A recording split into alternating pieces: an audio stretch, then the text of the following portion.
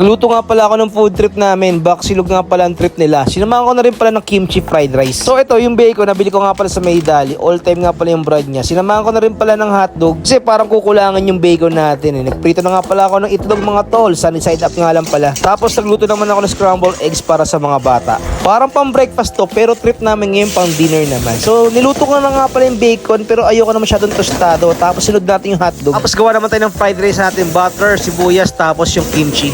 Siyempre, yung leftover na kanin, yung kanin kahapon yan ha. Tapos halu-haluin lang natin mga tol. Tinimpilan ko lang pala siya ng liquid seasoning and then halu-haluin lang natin. Kapag okay na, set aside muna natin. Siyempre, gagawa naman tayo ng pang malakasan cheese sauce, butter, flour. Makagawa ka na ng runyan. Lagyan mo ng gatas. Hinalo-halo ko lang hanggang makuha ko yung tamang consistency. Nagdagdag pa ako ng gatas. Tinimpilan ko ng liquid seasoning pati naglagay ako siyempre ng cheese, diba? So ayan, luto na rin pala yung cheeses natin. Plating tayo. Lagay tayo ng kanin, bacon, hotdogs, itlog, tapos yung cheese sauce. Siyempre, para gusto mo yung video, don't forget to like and follow my page mga tol. Updated ka sa mga food trip ideas, diba? Paano mga tol? Magpapaalam ako tapos ayun, nyarap! See you!